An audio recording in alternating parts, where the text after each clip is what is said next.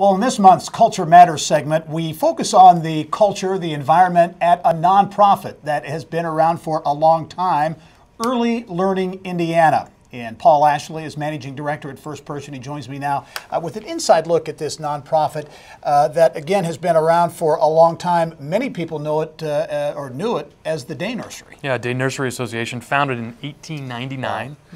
And it operated day nurseries around Indianapolis and continues to do so to this day.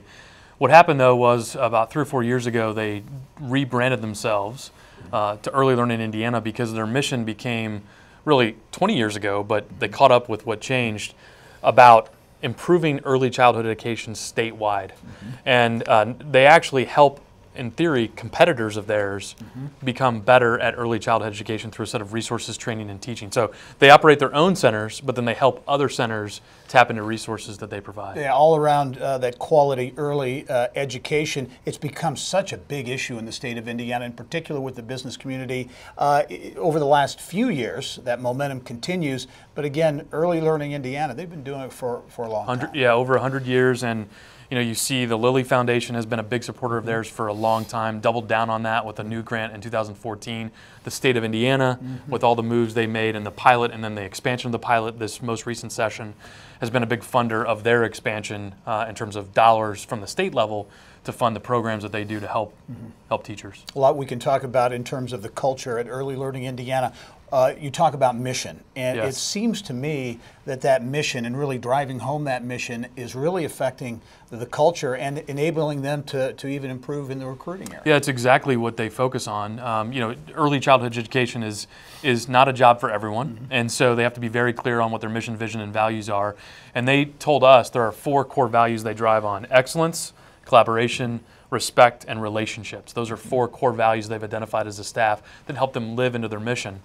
And if you look at how they recruit, how they source talent, how they train talent, how they keep talent, it's all focused on back to the mission, back to the kids, back to helping other teachers and early learning centers do their job of great, excellent early childhood education. Yeah, a lot of focus on that mission. Also, everyone from a cultural standpoint is always interested in how do we recruit and keep the best talent.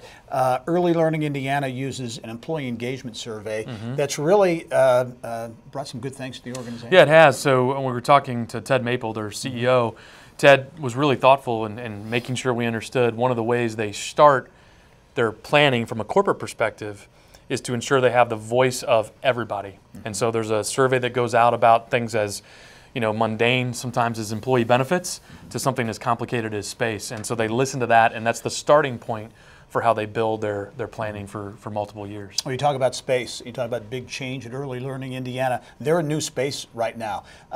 Very cool space. Yeah, very cool space. As well. Talk about the space and how that is affecting the culture. Well, so before, their corporate offices were actually spread across multiple places in downtown, which has its own challenges. Their primary headquarters was in the English building on Alabama. They were able to find a new space that's actually a stone's throw from the studio we're in right now and consolidate all those corporate offices into one place, so that helped. One of the things they chose to do was take an egalitarian view to how the space was designed. So there are literally no offices. People all have cubes and they're collaborative spaces. Now, because of that, there's a trade-off. There are times where people need quiet space, focused time. So they have libraries of space that you can check out and use, and they also have collaborative space that can be used for smaller folks to have one-on-ones or small group meetings. But the other thing they did is they asked the opinion of the staff that was going to be both housed there but coming in and out of there for training, how they wanted the space to look, all the way down to colors and the different furniture design. And so they were really involving the entire team in that, and it's made it a better place to work, and it's been more efficient for them. Yeah, communication obviously key to the process. When you go to an environment where you don't have offices, many times that's not necessarily an easy thing to do for people to get used to. So that communication piece, I assume, in that process is particularly important. Yeah, it's very important. So what they did before they actually opened, they would take tours.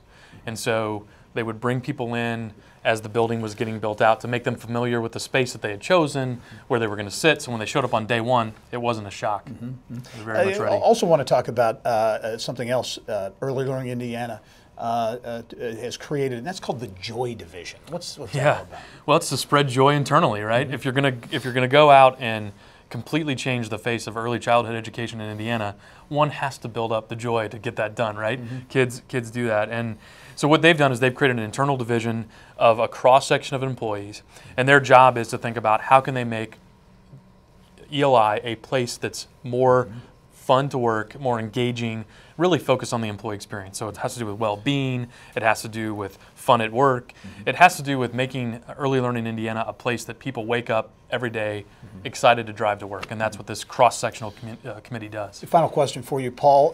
This Early Learning Indiana is obviously a nonprofit, yes, but so many of these things you're talking about, from the space to these cultural initiatives, we're hearing going on in the corporate world, in the for-profit world. Yeah. So the fact they're a nonprofit doesn't really matter. It really doesn't matter. If you think about ELI's space, it's kind of a micro version of what you and I have seen over at Cummins' new Indianapolis office, where they have multi-use space and there's a little bit of something for everybody. They've followed that model, and anymore these days the line between for-profit and non-profit seem to be blurring, and the best practices that keep employees engaged, recruited, retained, those are people issues. They're not a for-profit or non-profit issue.